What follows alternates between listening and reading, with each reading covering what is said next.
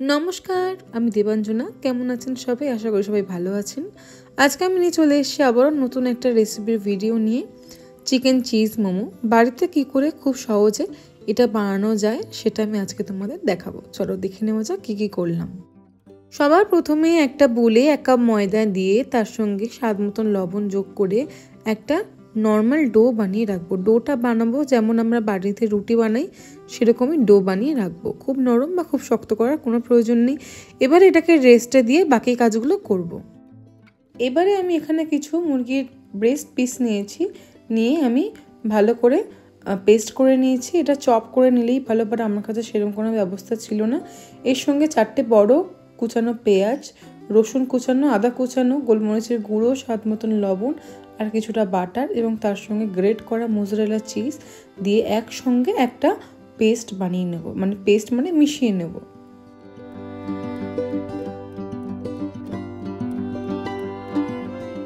এবারে এখানে আমি কিছুটা অ্যাড করে নিচ্ছি সয়াবিন অয়েল। তোমরা চাইলে বাটারও আরও বেশি ইউজ করতে পারো, আমার কাছে বাটারের পরিমাণটা আজকে একটু কম ছিল।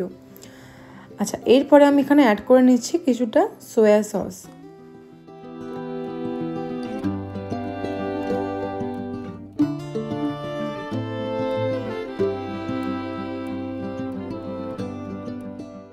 সমস্তটা মিশিয়ে নিই। এবার আমি চলে যাব আগে থেকে বানিয়ে রাখা ডোয়ের দিকে।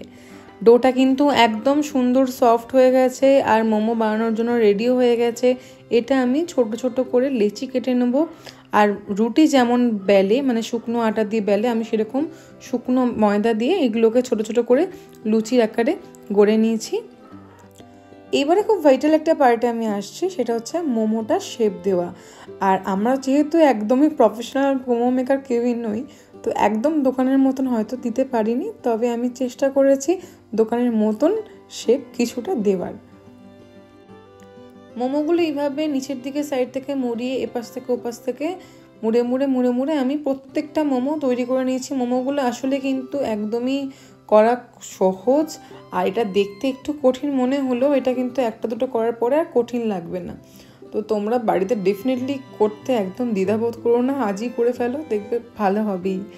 আর তারপরে আমি মোমোগুলো প্রত্যেকটা সাজিয়ে নিয়ে একটা প্লেটের মধ্যে করে রাখছি। দেখো তোমাদের দেখাচ্ছি প্রত্যেকটা মোমো কেমন হলো।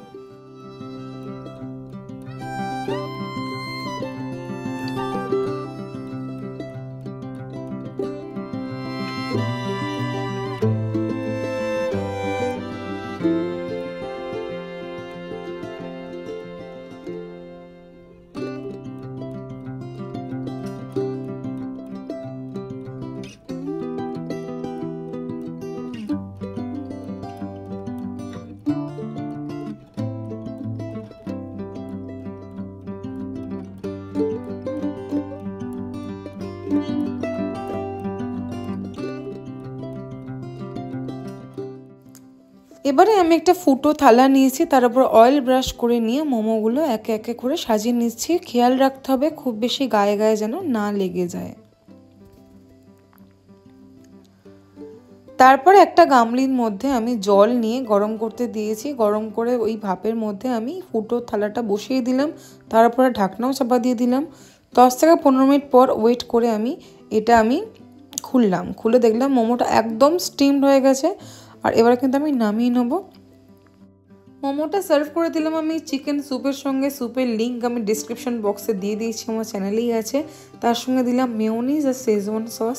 বন্ধুরা, এই রেসিপির ভিডিওটা কেমন লাগলো আমাকে অবশ্যই কমেন্ট করে জানিও। যদি ভালো লেগে থাকে একটা লাইক করে দিও। যদি আমাকে ফেসবুকে দেখে থাকো আমাকে ফলো করে দিও, লাইক করে দিও। যদি ইউটিউবে দেখে থাকো আমাকে সাবস্ক্রাইব করে পাশে থেকে চলো। দেখা হবে অন্য ভিডিওতে। এখন টাটা।